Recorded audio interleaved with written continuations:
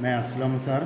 10वीं का साइंस पढ़ना है हमको। उसमें 14वां सबक है तवानाई के ज़राए, सोर्सेस ऑफ एनर्जी। यहाँ पर यह सोलर कुकर की तस्वीर बनी है सबक के पास ही। तो इस सबक के अंदर हमको तवानाई के ज़राए समझना है, यानी जिन चीज़ों से हमें तवानाई हासिल होती है उनको तवानाई के ज़राए कहते हैं या तवानाई के मुंबे कहते हैं। तो ऐसे तवानाई के ज़राए या तवानाई के मुंबे कौन कौन से हैं उसमें सबसे पहले तो हवा से हासिल होने वाली तवानाई, जिसको बाद तवानाई कहते हैं। इसी तरह से आबी तवानाई, और इसी तरह से न्यूक्लियाई तवानाई, शमसी तवानाई, और कोयले से हासिल होने वाली कीमियाई तवानाई। इसी तरह पेट्रोलियम से हासिल होने वाली तवानाई, पेट्रोल और डीज़ल, इन तमाम चीज़ों से तवानाइयाँ हासिल होती हैं। तो इन तमाम चीज़ों को तवानाई के मुंबे या ज़राए कहते हैं। इसमें सबसे बड़ा तवानाई का मुंबा शमसी तवानाई है। ये कभी ना ख़त्म होने वाली तवानाई है। और दूसरी जो तवानाई मैंने बताया, कोयला, पेट्रोल, डीज़ल से हासिल होने वाली तवानाई, ये किसी न किसी वक्त ख़त्म हो जाएगी। इसका ज़ख़ीरा ज़मीन के अंदर महदूद है। इसी तरह दूसरी अर्ज़ी तवानाई है और न्यूक्लियाई तवानाई है। ये भी काफ़ी दिनों तक चल सकती है। हवा से हासिल होने वाली तवानाई और पानी से हासिल होने वाली तवानाई। इसके अंदर एक सवाल आता है कि तवानाई का इंतखाब, ईंधन का इंतखाब करते हो। ईंधन यानी जलने वाली चीज़ जिससे हमें तवानाई मिलती है, जैसे लकड़ी, उपले, कोयला, ये भी तवानाई के मुंबे हैं, तवानाई के ज़राए जो हम रोज़ाना इस्तेमाल करते हैं, केरोसिन वगैरह है। तो कौन सा ईंधन हमें इस्तेमाल करना चाहिए, इसके ये 3 पॉइंट दिए हुए हैं। यहाँ पर एक सवाल है, सवाल जवाब मैं नोट के अंदर भिजवा दूँगा। नोट के अंदर पूरे सवाल जवाब है, नोट्स भी है, 5 बड़ी बड़ी नोट्स। तो नोटबुक में से अच्छी तरह से लिखना है नोट में। अभी ये सबक सिर्फ समझ लो। इसके अंदर देखो, जो मैंने बताया तवानाई के मुंबे, वो यहाँ पर दिए गए हैं। ये तवानाई के मुंबों के नाम है। इसी तरह से रकाज़ी ईंधन, ईंधन भी तवानाई का मुंबा है, जैसे लकड़ी, कोयला, उपले वगैरह। कोयले 2 किस्म के, लकड़ी जलने के बाद जो कोयला हासिल होता है उससे भी हम उसको फिर से जलाकर तवानाई हासिल कर सकते हैं। और दूसरा कोयला जो है ज़मीन के अंदर से निकलता है, जिसको रकाज़ी ईंधन कहते हैं। पेट्रोल, डीज़ल भी रकाज़ी ईंधन में शामिल होता है। तो ज़मीन से निकलने वाला कोयला जो है उसको पत्थर का कोयला भी कहेंगे, वज़नदार होता है। और वो हम देखते हैं कि ट्रेनें भर भर के जो कोयला जाता है वो ज़मीन के अंदर से निकलता है, उसको मादनी कोयला भी कहते हैं। उसकी हरारती तवानाई बहुत ज़्यादा होती है, यानी कम कोयला, 1 किलोग्राम कोयला जलेगा और ज़्यादा तवानाई हासिल होगी। लकड़ी से हासिल होने वाला कोयला 1 किलोग्राम जलाए तो उससे हरारत कम मिलेगी। तो ये जो पत्थर का कोयला या मादनी कोयला है इसको रकाज़ी ईंधन कहेंगे। ये बरसों पहले एक हादसा हुआ था। नबातात, हैवानात और जानदार किसी हादसे की वजह से ज़मीन के अंदर दब गए थे, और हवा की गैर मौजूदगी और ज़मीन का वज़न उसके ऊपर पड़ा, ज़मीन का दर्जा हरारत उसको मिला। ये दरख्त वगैरह हैं, इंसान, जानवर सब ज़मीन में दब गए थे। तो ज़मीन का दबाव उस पर पड़ा, वज़न, दर्जा हरारत और हवा की गैर मौजूदगी, इस वजह से वो जलकर ऐसा कोयला जैसा हो गया। तो उसको कहेंगे रकाज़ी ईंधन, रकाज़ी कोयला। कुछ जगह पर ज़मीन में पानी था, वो पानी भी शामिल हो गया तो वहाँ पर पेट्रोलियम बन गया, यानी डीज़ल, पेट्रोल और डीज़ल। तो इसको कहेंगे रकाज़ी ईंधन। ठीक है। उसके बाद देखो, अब तवानाई का एक मुंबा है, जैसे बिजली। बिजली हम हासिल करते हैं तो हवा की ताकत से भी बिजली हासिल होती है, पानी की ताकत से बिजली हासिल होती है। डैम बनाते हैं, डैम के ऊपर से पानी छोड़ते हैं। अगली हेडिंग आएगी, उसमें मैं समझा दूँगा कि हवा से और पानी से बिजली कैसे बनती है। इसी तरह से दर्जे हरारत से और गर्म भाप से भी बिजली पैदा होती है। उसको थर्मल पावर कहेंगे। उसको यहाँ पर हेडिंग है, थर्मल पावर प्लांट। थर्म यानी गर्मी, तो गर्मी यानी कि भाप से बिजली कैसे बनती है वो हमको समझना है। तो इसकी एक छोटी सी मिसाल यहाँ दी है कि हम अगर कुकर में पानी गर्म करें तो उसमें गर्म भाप पैदा होती है।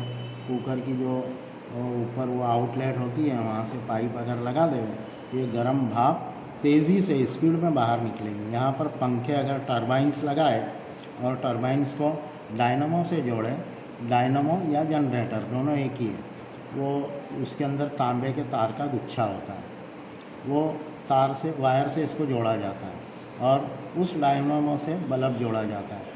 जब गर्म भाप तेज़ी से निकलती है, ये जो पंख है उसको टकराती है और पंख तेज़ी से घूमते हैं।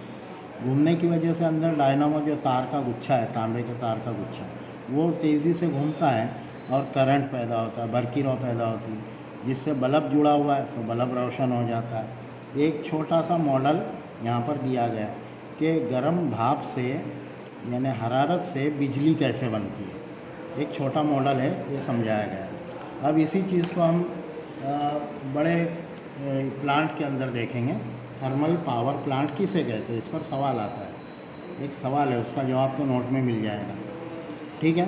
तो थर्मल पावर प्लांट पर सवाल आए तो क्या लिखेंगे कि ये एक बड़ा प्लांट बनाया जाता है बड़ी मिक़दार में बरक़रार पैदा करने के लिए, और इसके अंदर बॉयलर के अंदर बहुत ज़्यादा कोयला जलाया जाता है, मादनी कोयला, जो बहुत ज़्यादा आग पैदा करता है और बहुत ज़्यादा पानी गर्म किया जाता है, भाप उसकी बनाई जाती है बड़ी मिक़दार में, और बड़ी पाइप के ज़रिए से उसी गर्म भाप को स्पीड में खारिज किया जाता है। सामने बड़े बड़े टरबाइन्स होते हैं, यानी पंख होते हैं, बड़े बड़े पंख, तो उन पंखों से बड़ी मिक़दार में भाप तेज़ी से टकराती है, ज़ोर ज़ोर से पंखे घूमते हैं, और उसके सामने जैसे यहाँ डायनामो लगा हुआ था, वहाँ पर जनरेटर लगा होता है, बड़ा जनरेटर घूमता है और ज़्यादा मिक़दार में बरक़रार पैदा होती है। समझ में आया। इस बरक़रार को वायर के ज़रिए से दूर दराज के इलाकों तक भी पहुंचा सकते हैं या उसका ज़ख़ीरा कर सकते हैं।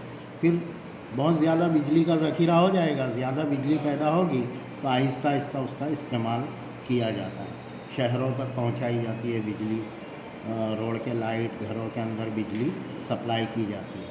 तो इस तरह से इसको कहेंगे थर्मल पावर प्लांट। ये कहाँ पर लगाया जाता है, क्योंकि कोयला दूर से लाने ले जाने में तकलीफ़ होगी, बहुत ज़्यादा कोयला इस्तेमाल होता है, तो जहाँ पर कोयला का इंतज़ाम हो उस जगह पर जहाँ पर आसानी से कोयला मिले, वहाँ पर ये प्लांट अक्सर लगाए जाते हैं, ठीक है। अब हाइड्रो पावर प्लांट, अगली हेडिंग, इस पर भी सवाल आता है कि हाइड्रो पावर प्लांट, हाइड्रो का मतलब होता है पानी, पानी से पैदा होने वाली बिजली। तो ये प्लांट कहाँ पर लगाया जाता है, डैम के करीब लगाया जाता है। एक बड़ा डैम बनाते हैं किसी नदी, बड़ी दरिया के नदी के ऊपर, बड़ी नदी पर, उसमें बहुत ज़्यादा पानी का ज़ख़ीरा करते हैं, पानी का लेवल ऊपर तक जाता है और वो नदी का लेवल नीचे होता है। तो डैम से थोड़ा नीचे और नदी से ऊपर एक बिजली घर यानी जनरेटर जिसको कहेंगे, बड़ा जनरेटर रखते हैं, वहाँ पर भी ऐसे टरबाइन्स होते हैं, और डैम से बारी यानी पानी निकलने की, ज़्यादा पानी आ जाए तो पानी छोड़ते हैं डैम से, तो उस बारी से पानी स्पीड में छोड़ते हैं और ये पावर प्लांट को ऑपरेट करते, चालू करते हैं। तो यहाँ पर ये जो टरबाइन्स है, ऊपर से पानी आएगा, वो बाद में तो नदी में ही जाएगा, नदी नीचे है तो पानी बेकार छूट जाएगा, चला जाएगा, लेकिन बीच में टरबाइन्स रख देते हैं।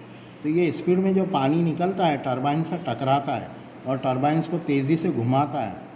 इस टरबाइन से जनरेटर जुड़ा होता है, तो जनरेटर घूमता है और बरक़रार पैदा होती है बहुत ज़्यादा मिक़दार में।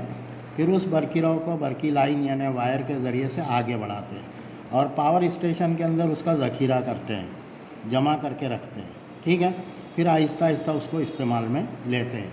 हमारे यहाँ उकाई डैम पर ये पावर प्लांट रखा गया है, थर्मल पावर ये हाइड्रो पावर प्लांट, पानी से बिजली पैदा होती है। तो वहाँ पर तकरीबन 350 मेगावाट बरक़रार पैदा की जाती है, जो सूरत और दूर दूर तक बिजली डैम से पहुँचाई जाती है। तो इतना इसका जवाब यहाँ से आता है, नोट के अंदर मिल जाएगा। इम्पोर्टेंट हेडिंग है और ये अक्सर पूछी जाती है, हाइड्रो पावर प्लांट। उसके बाद अगली हेडिंग देखो, हयातियाती मादा, या फिर इसको कहेंगे हयातियाती तवानाई। इसका दूसरा नाम है बायोगैस और तीसरा नाम गोबर गैस प्लांट भी कहते हैं। बायोगैस या गोबर गैस दोनों सेम है, बायोगैस प्लांट या गोबर गैस प्लांट, ये भी इम्पोर्टेंट है, इसको समझ लेना है। कि ये जो गोबर गैस प्लांट हैं ये जानवरों के गोबर, चारा और मिट्टी से बनता है। जानवरों का खाया हुआ चारा है, ख़राब हो गया, फिर बकरियों की जो गंदगी है, वो मुर्गियों की, ज़्यादातर गाय भैंस के जो गोबर होता है वो अक्सर इसमें इस्तेमाल होता है, इसीलिए इसको गोबर गैस प्लांट कहते हैं। इसके लिए क्या है कि एक गड्ढा खोदा जाता है, बड़ा गड्ढा। यहाँ पर ये प्लांट की तस्वीर बनाई गई है। इस गड्ढे के आजू बाजू ईंटों की दीवारें बनाते हैं और ऊपर ऐसा गुंबद जैसा वो ऊपर गुंबद जैसा हिस्सा बनाते हैं जो यहाँ पर खाली होता है। इसके अंदर गोबर डालते हैं हमेशा, यहाँ से पतला गोबर, रकीक गोबर, ठीक है। तो इस तरह से इस टैंकों को यहाँ तक भर देते हैं, आधी से ज़्यादा भर देते हैं। उसके ऊपर मिट्टी भी डालते हैं, फिर चारा जो ख़राब चारा है वो भी इसमें डाल देते हैं, मिट्टी से ढक देते हैं। ये सड़ती है और इससे गैस पैदा होती है। तो ये ऊपरी हिस्सा, जो टैंक का ऊपरी हिस्सा खाली है, वहाँ पर गैस जमा होती है जिसको गोबर गैस कहेंगे। वहाँ से एक निकास नली होती है जिसमें से ये गैस खारिज की जाती है, बाहर निकलती है। अच्छा, दोनों तरफ से मिट्टी डालते हैं, फिर यहाँ से ये जो पतला गोबर है ऊपर, ये दूसरी टैंक छोटी उसके अंदर आती है और ये सड़ा हुआ गोबर है, इसलिए खाद के तौर पर भी इस्तेमाल होता है। यानी इस प्लांट से खाद भी बनती है और गोबर गैस भी बनती है, ठीक है। ये डाइजेस्टर है, यानी ये जो गोबर है उसको पूरी तरह सड़ाता है, डाइजेस्ट करता है, और फर्टिलाइज़र वगैरह खाद भी बनती है, गैस भी बनती है, ठीक है। तो इस गैस को गोबर गैस प्लांट कहेंगे। इस पर भी सवाल आता है, ठीक है। बस अगली हेडिंग अगले टॉपिक के अंदर अगली बार मैं बताऊंगा, और इसके सवाल जवाब, ये सबक बड़ा है, 3-4 वीडियो इसकी बनेगी। अल्लाह।